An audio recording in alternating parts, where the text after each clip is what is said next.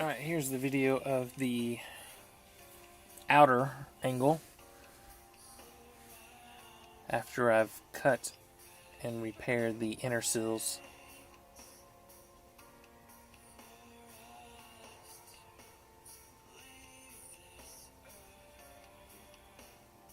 You can actually see that bracket that I screw to the bracing, and it's right above the rocker and the sills where they meet at the door sill.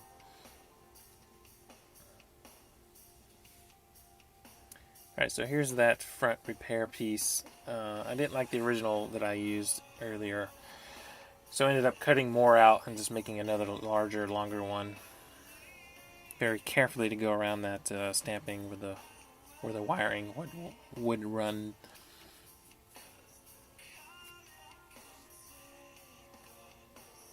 And you see I've already painted and taped along the edge.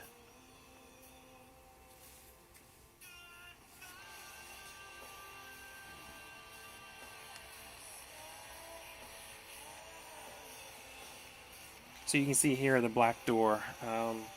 This one fit better, of course. So I'm using this one.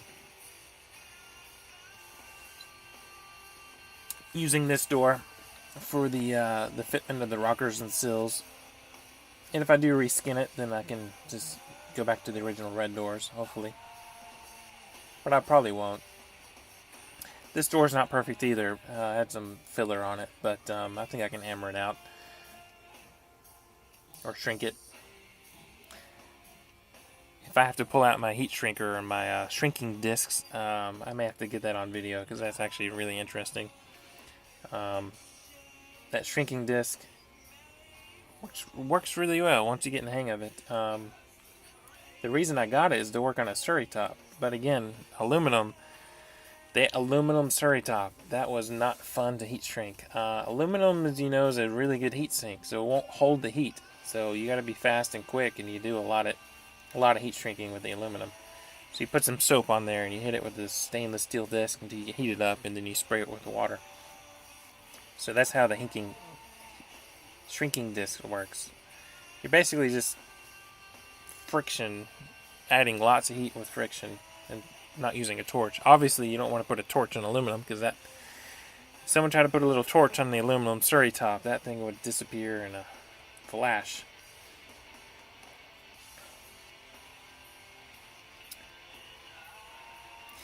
You know, just sitting here on the floor doing this filler piece, you can see I don't have a lift, and I've never really wanted to lift. They take up a lot of space and a lot of room. So,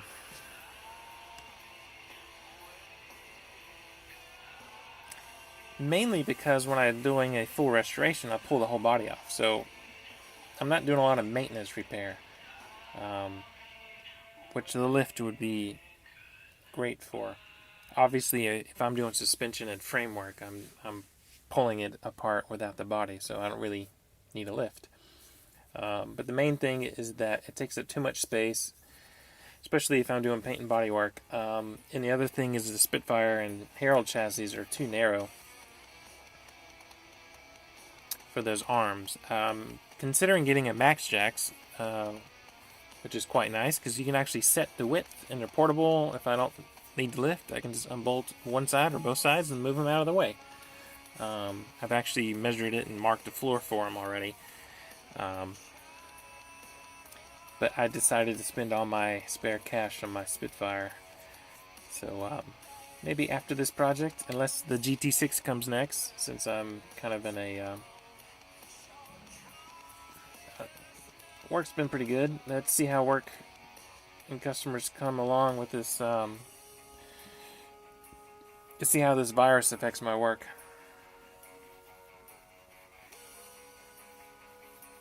I actually have a lot of projects going on. I've got a Herald, I got a TR6, I'm working on a Cobra kit car. I may go back to New York and work on the Herald again, some little maintenance work.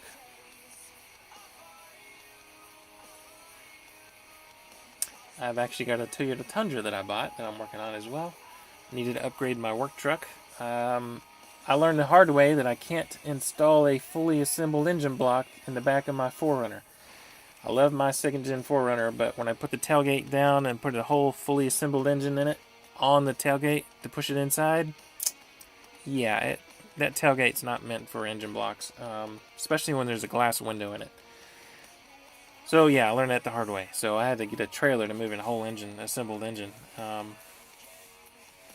But you know, fully assembled engine with valve cover, with the chains and the engine hoist, doesn't quite fit through the back of my 4Runner. So, in towing with my 4Runner is not the greatest in the world. I'm surprised I haven't destroyed the transmission doing that. But I came across this Tundra project, and I'm working on Tundra. So, too good of a deal to pass. I'm working on a Tundra.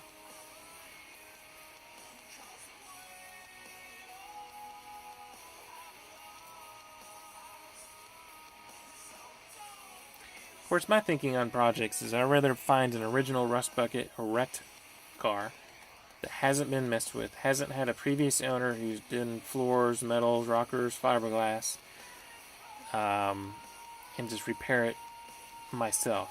Do it right. The TR3 that I've been working on for my dad, it was pretty much all original. Never been disassembled. It was a rust bucket, and when I took it apart, it came apart in like 5-6 different pieces, just from the tub. But everything still fit. And then when I cut the old pieces and panels out, I kept all of them. Again, the new panels from Moss or from anybody, those panels they may function and they may look the same, but they're not, and they just don't fit. And for the small pieces, they're not worth $20, especially if they're wrong or bent wrong or stamped wrong. So I returned them all and just made my own. And this is why I have a box, literally a huge box of all these original pieces from cars and projects where I've cut them apart and kept them for patterns. Oh yeah, so I just kind of get the torch and I heat up the metal just to get it warm, and because it was a bit cold sometimes in the garage. Helps the paint to stick and cure on the first spray. Here it is, nice all painted.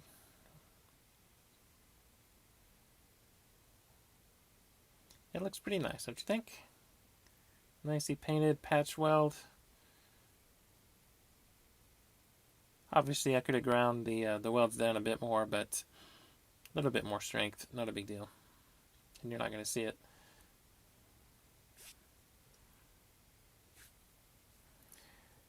Alright, so here, test fitting the rocker.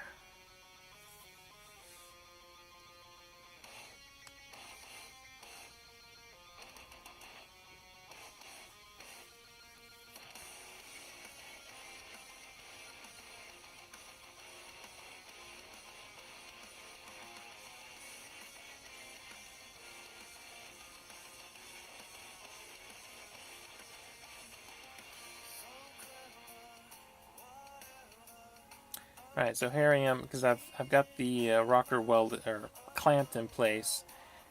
I'm going ahead and tacking the front filler and the A-post filler. Okay, now I've got those tacked in place, and go back and fully weld it. Well, no, it's not in yet. I was welding the that rear seam. Okay, so here's the A filler. So I'm drilling out some of the spot welds and getting the old rocker off the A filler. I'm using my air chisel to get those pieces off slowly without trying to destroy the original shape. The new ones look similar, but I found the originals work better, and since I've got parts cars, I can always cut them off and use them. Obviously, this one came off quite easily, and I can still use it. And it's not deformed in any way. So I've taken off all that paint. And when I painted this body, it was stripped down to everything the bare metal. So none of the original paint was on the body. So it's got epoxy primer, really good RM epoxy primer, and then single stage urethane on top. So I don't have a lot of paint thickness to grind off or weld through or work through or body through. Obviously, I won't need to do a lot of body work on this shell, except where the new panels are, and of course maybe the door skins. So you can actually see the bonnet here, kind of. Obviously, I didn't clean my lens with all the grinding and cutting that I'm doing, so the lens on the camera is a little foggy. Sorry for that.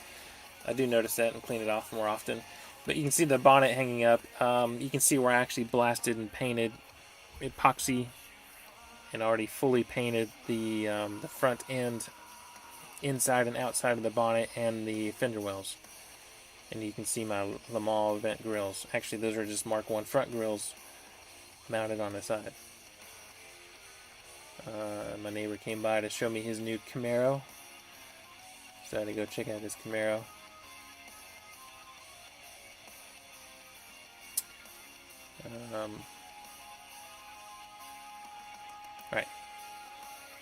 Alright, here I'm tack welding the filler in the front.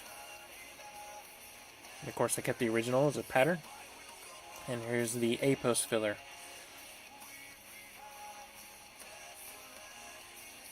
And this is why I live out in the middle of nowhere. I can set up, you can actually see this large speaker box right above my head on a wall in the back. I work with nice motivating music, sometimes 80s, mostly just my rock music. And the neighbors, they usually don't complain.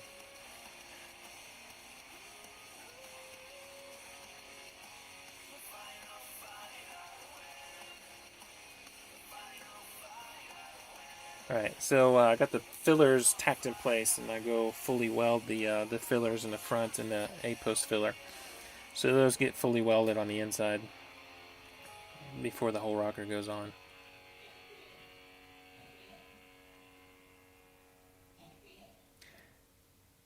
So I had a couple other voiceovers earlier that I recorded, but they didn't quite match the video. So I'm just doing another voiceover here, a narration. But I was going to talk about some of my methods and mentality of working. Obviously, if you want it done right, do it yourself. And then there's the other one.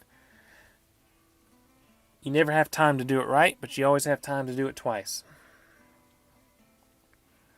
And then the other one that I tell my customers is that you pay for my mistakes. So my customers are literally paying for my mistakes.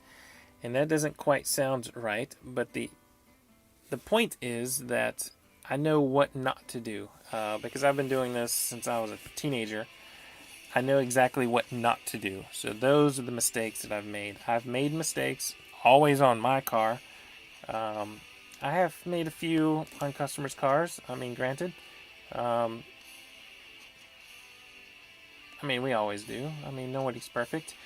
But most of my working experience is from this particular car. So this car has had a long life. My first car out of college, or in college, out of high school, basically.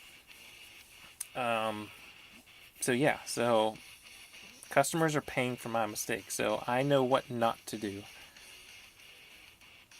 And the other issue that I have, and I've got customers with, they're retired, they've got some money, they want to build their Jeep Triumph, not go out and buy a Jag or a Mustang or something. They will typically go online for like TR6, and then they will just, oh, this looks better, this looks like an upgrade or something modern, and they will just add the cart and buy it.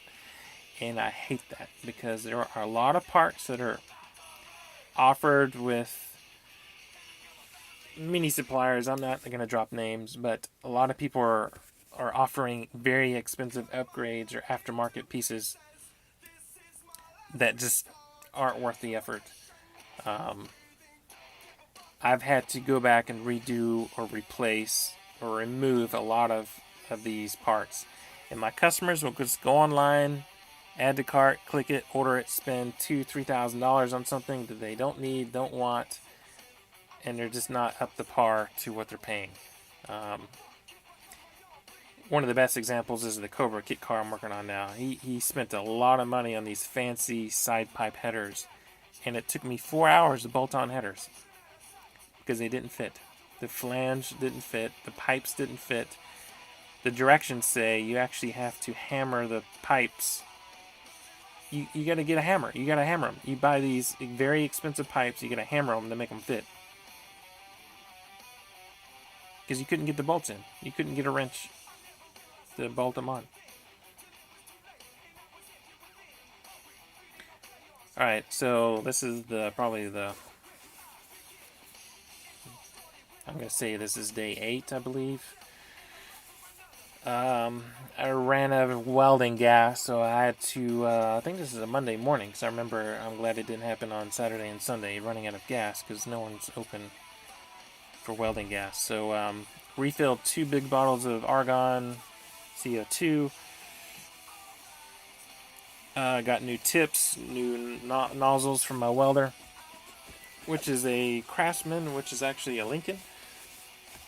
It's an old 110 welder, but I love it. I've got it. It's a muscle memory. If I use the wrong extension cord, I can tell I don't have enough amps.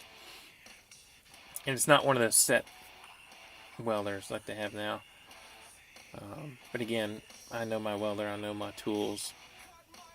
If I plug it in the wrong socket in my garage with the wrong amperage breaker, I can tell if it's not getting enough amperage to weld through. So yeah, alright, here I am just pushing out a little bit. So this is where I'm mocking, test fitting all.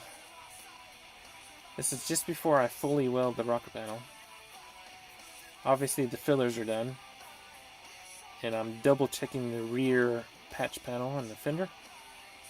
Tweaking. So I want to make sure that fits before I fully weld the rocker.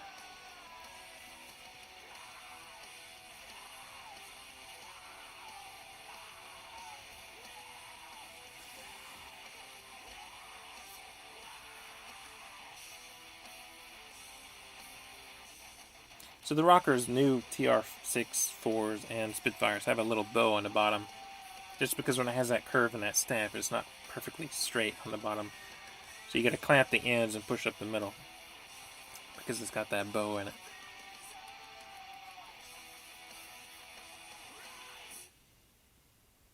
Alright, so I'm fully welding the rocker slowly. So I weld the top of the rocker. And then I tack a few spots in the bottom. And then I go back and weld the front top where the bonnet meets the rocker.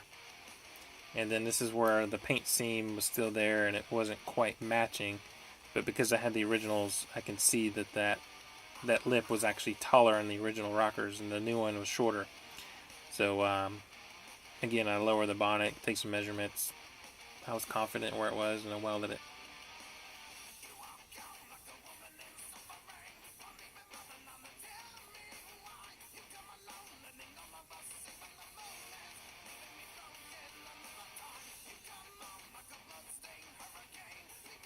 So here I'm just tacking the bottom of the rockers in place. And I think later on I actually cut 1 or 2 of those just to get a little bit more tweak of the rocker bottom lip to match the rear patch panel. And that's why I only tack it.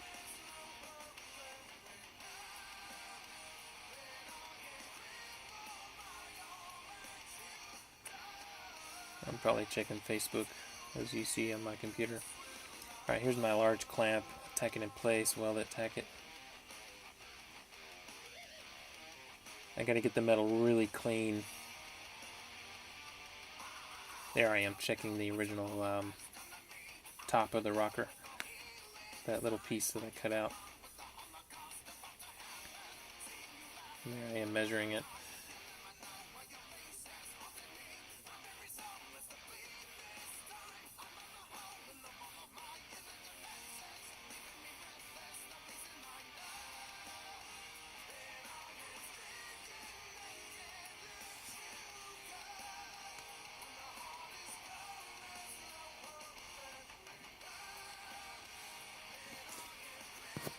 Alright, there's the bonnet closed, double checked. Of course, these are a lot of different clips. You know, I'm taking lunch breaks, phone calls with my wife.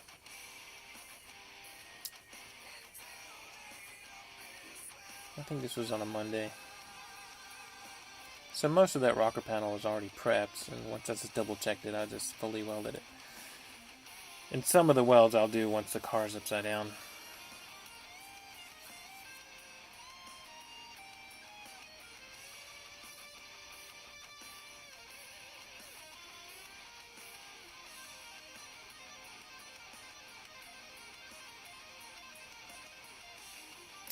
Oh, here I am. I'm welding the doors had some old mirrors, and I don't like mirrors on the passenger side, so I'm just welding those holes for the door mirrors. Oh, I actually was using a punched hole to fill the hole. So I drill it out and use a hole punch. Obviously, you get holes like a donut hole, so I use those as fillers. So I got that door patched. Alright, now it's time to tweak and repair that bottom edge of the rear fender. And here I am throwing on a door handle.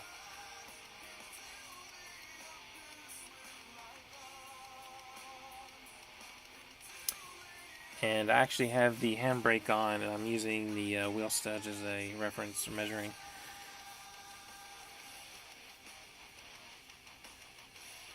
So I ended up doing a lap joint here instead of a butt weld.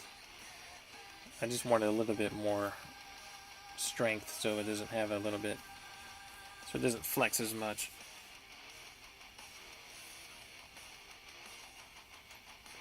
You get more leeway with a lap weld than a butt weld anyway. Plus, if the butt weld has got too large of a gap on the final weld, then you put too much heat in it and you can warp it.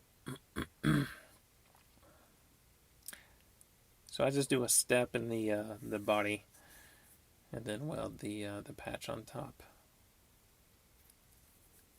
Alright, so that's 90% test fitted. Now I go in and cut I got to do the internal body lip where that fender meets the body of the inner fender well.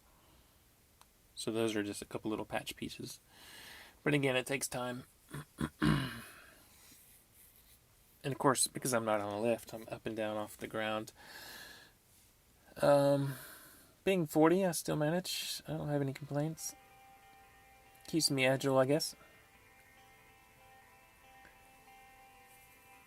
And the other thing is I spend more time working than cleaning. I'm not OCD. Some of my friends would wipe the wrenches down and put them back in their drawers all nice and clean and order. I don't care. They're tools. They're not going to break if I throw them on the ground or have them dirty or whatever. Obviously, I'm going to take care of my cordless tools.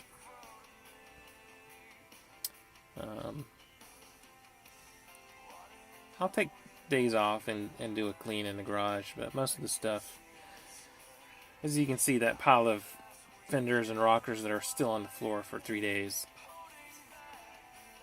I'm not OCD, so I just spend my time working, not cleaning.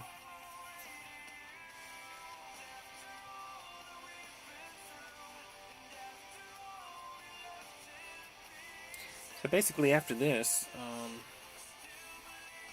I'm ready to flip the car over. Actually, I thought that was the plan, but then there will be another video after this where I do the check strap from my door and the firewall. Firewall has a lot more work on it than I expected. And I'll explain that later in the other video. Here am I doing these little patches. I do my small patches here, and then once they're all welded and ground, I clean them up and then hit it with paint.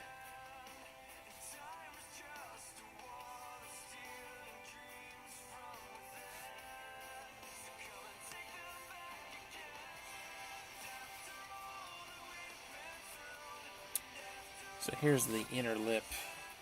I make it in 2 pieces. I use the shrinker stretcher. So I'll just make a 90-degree angle and then use the shrinker, and I shrink it so it gives that curve. And on my earlier videos of my fender repair, you see me do that a lot. Much larger pieces.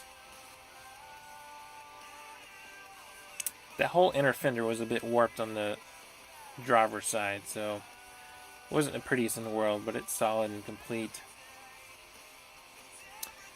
I didn't want to replace that whole inner fender, so I ended up just basically patching it. As long as it met the new the new fender, I was fine and solid, which it was. It is now. I haven't fully welded the inside of the lip yet. Once it's upside down, I'll well do that.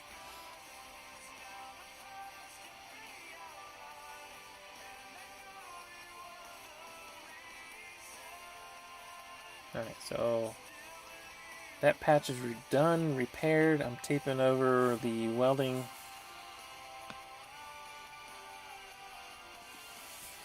And then I'm prepping the inside of the patch. Just get it clean, and then I hit it with paint.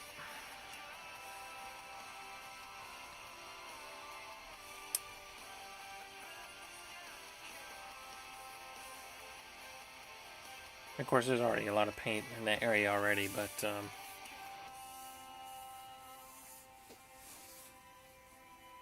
just little touch-ups of the paint.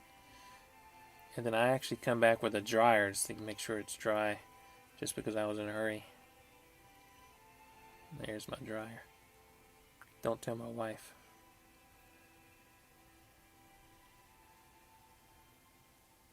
Alright, so that's all painted, prepped. Pull the paint off. Should place it and close the door. Get it exactly where I need it at the door gap. Tack it, and then fully weld it.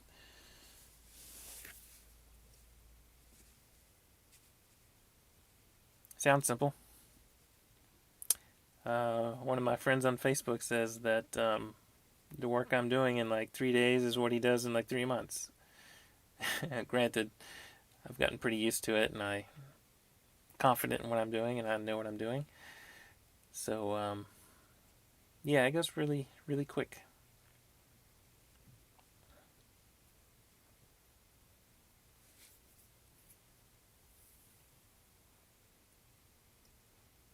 Alright, so here I'm pulling out that bottom lip and tacking it so that door gap is perfect. Tack, tack, and I think I even pulled the air hose out.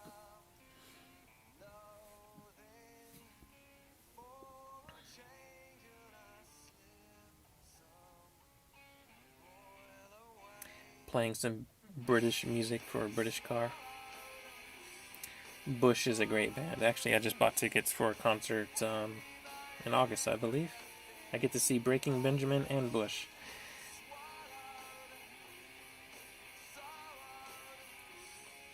That's what my wife bought me for my anniversary, is concert tickets in Atlanta.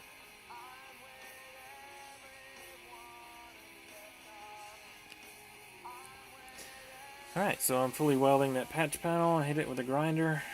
What else is in this video? Oh, I believe I finished the rocker. So the rocker has a little tweak. I've got to cut one of those welds on the tacks, readjust the rocker panel.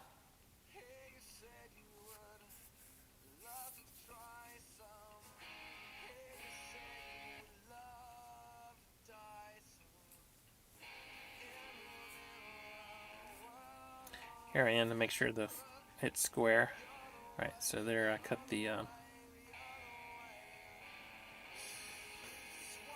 that tack weld, readjust the rocker. I think I go up with it, I can't remember. Trying to get it as straight as possible.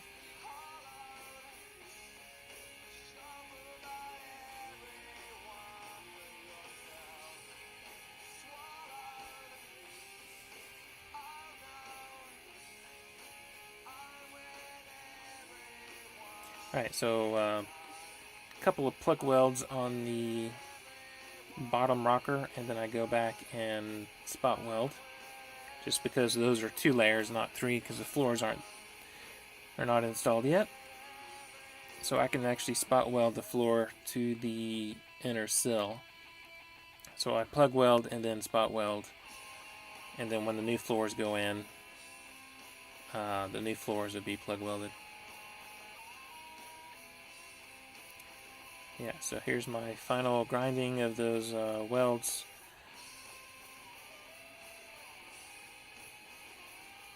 And that blended in really well, actually.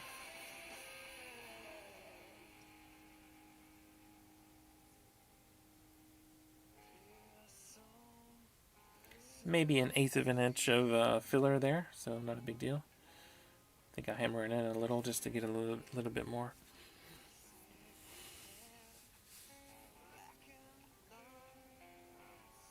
Yeah, that door gap is perfect. Perfect door gap.